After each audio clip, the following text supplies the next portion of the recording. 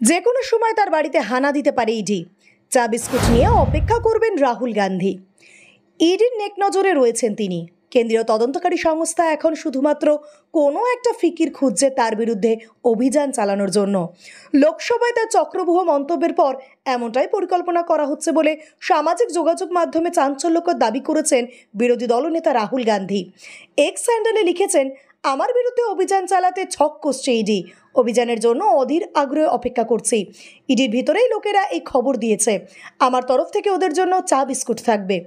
29শে জুলাই সংসদে চক্রব্যূহ সংক্রান্ত মন্তব্য করার পর এই পরিকল্পনা করা হয়েছে বলে দাবি করেছেন রাহুল গান্ধী।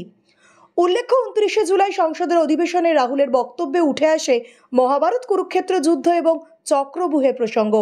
এই তিন প্রসঙ্গের সঙ্গে সঙ্গে দেশের বর্তমান পরিস্থিতির সাদৃশ্য খুঁজে বের করেন রাহুল। বলেন, মহাভারতে ঠিক যেভাবে অভিমন্যুকে চক্রব্যূহে বন্দি করে 6 জন মিলে হত্যা করেছিল, ঠিক সেভাবে গোটা ভারতকে চক্রব্যূহে বন্দি করছে বিজেপি সরকার। মোদী সরকারের সমালোচনা করে রাহুল বলেছিলেন, দেশের যুবক ও কৃষকদের চক্রব্যূহে আবদ্ধ করা হয়েছে। 2024 বাজেটের একমাত্র লক্ষ্য হলো একচেটিয়া পুঁজিবাদ ও একচেটিয়া রাজনীতিকে শক্তিশালী করা। সোমবার সংসদে বক্তব্য রাখতে গিয়ে রাহুল গান্ধী বলেন, 1000 বছর আগে হরিয়ানার কুরুক্ষেত্রে অভিমন্যুকে চক্রব্যূহে বন্দি করে হত্যা করেছিল 6 জন। সে চক্রব্যূহ নিয়ে আমি কিছুটা পড়াশোনা করি। জানতে পারি এই চক্রব্যূহের অন্য নাম হলো পদ্মফুলের মতো আকার হওয়ায় এমন নাম হতো। বর্তমানে 21 শতাব্দীতে দাঁড়িয়ে নতুন এক চক্রব্যূহ তৈরি করা হয়েছে। এটিও পদ্মের আকারের। প্রধানমন্ত্রী তার নিজের বুকে সেটে ঘুরে বেড়ান। এই চক্রব্যূহ দেশের কৃষক, অগ্নিবীর, পড়ুয়া, বেকার যুবকের বিরুদ্ধে ব্যবহার করা হচ্ছে।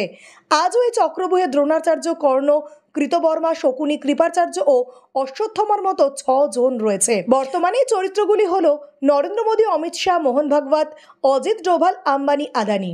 সোমবার সংসদে ওবিসি দলিত ইস্যুতেও সরব হয়েছিলেন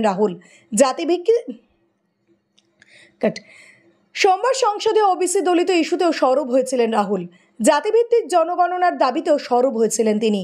মঙ্গলবার জবাব দিতে গিয়ে বিজেপি সাংসদ অনুরাগ ঠাকুর নাম না করেই রাহুলকে আক্রমণ করেন। ভরা সংসদে দাঁড়িয়ে অনুরাগ বলেন, যার জাত জানা নেই তিনি জাতিভিত্তিক জনগণনার কথা বলেন। এই মন্তব্যে কার্যত লোকসভায় তুলকালাম পরিস্থিতি তৈরি হয়।